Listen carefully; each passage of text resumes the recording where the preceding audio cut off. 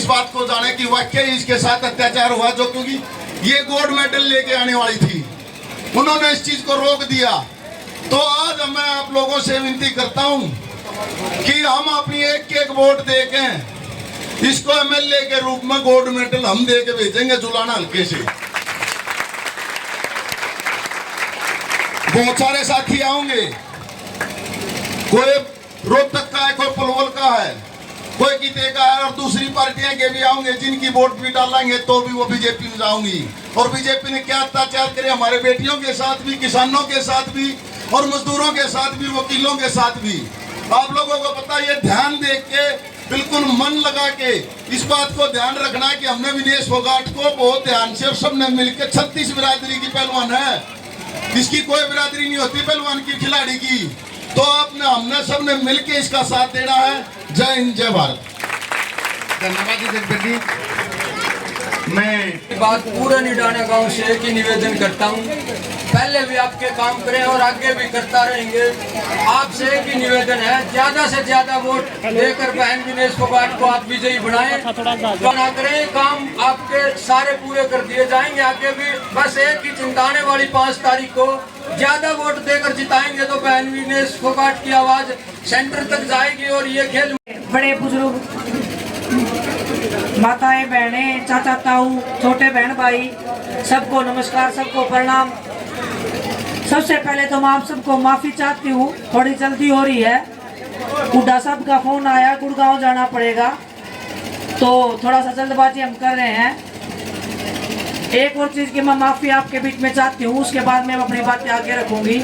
आज हमारे गांव में चाय के प्रोग्राम थे आपके घर में, वो इसी प्रोग्राम के कारण मेरे को बाहर जाना पड़ेगा, तो आपकी माफी चाहिए मुझे। नेक्स्ट टाइम जैसे ही मैं आती हूँ, अपना गांव का प्रोग्राम फिर से रखेंगे और आपके घर में जितना भी आपने प्रबंध कर रखा था प्यार सम्मान देने के लिए, उसको हम दोबारा कंटिन्यू करेंगे। आज के लिए माफी। आप सबको पता है 10 साल से हमारे जितने भी नौजवान भाई बहन हैं रोजगार के लिए तंग हो रहे हैं, किसी को रोजगार नहीं मिला है।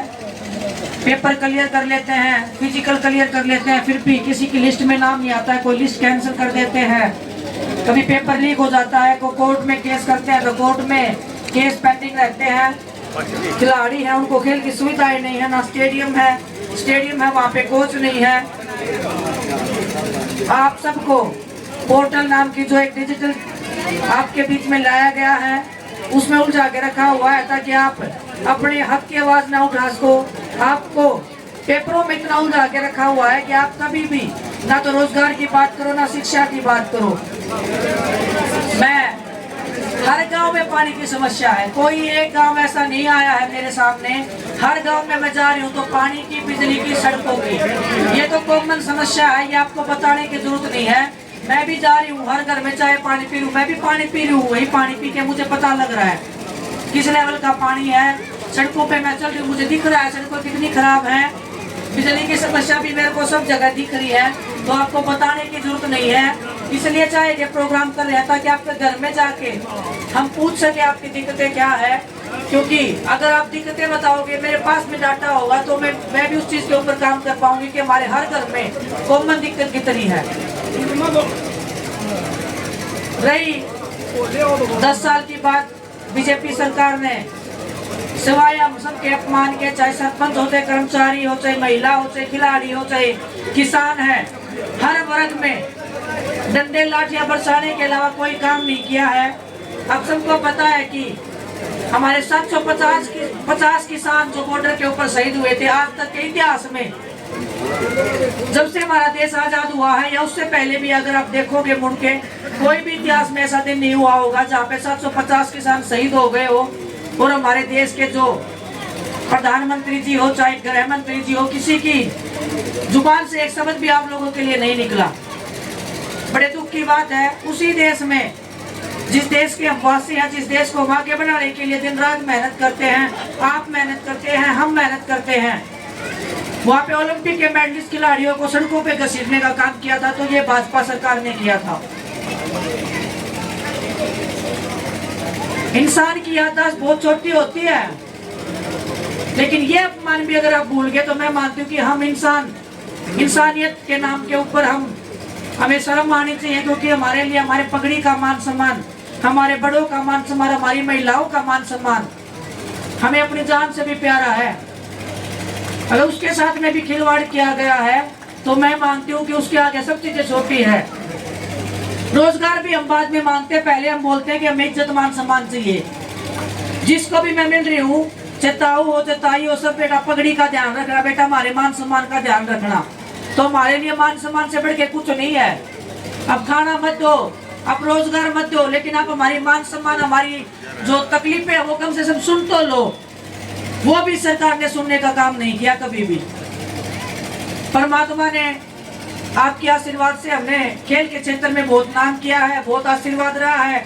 मैं चाहती हूँ इस क्षेत्र में भी आप उतना ही मान सम्मान अपनी इस बेटी को, अपनी इस बहू को अगर आप दोगे तो विधानसभा में आपकी आवाज उठाने का मैं काम करूंगी।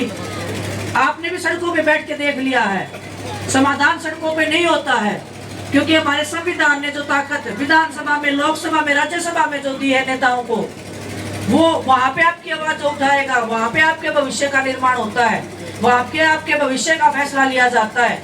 जब तक आपके बीच के जो बच्चे हैं, आपके बेटे हैं, आपकी बेटियां हैं, जब तक आपके बीच में से उठ के उस विधानसभा में, उस लोकसभा में नहीं जाएंगे, आपकी समस्याओं का समाधान नहीं होगा। तो आपकी बेटी आपके बीच में आपका आशीर्वाद मांगने आई है।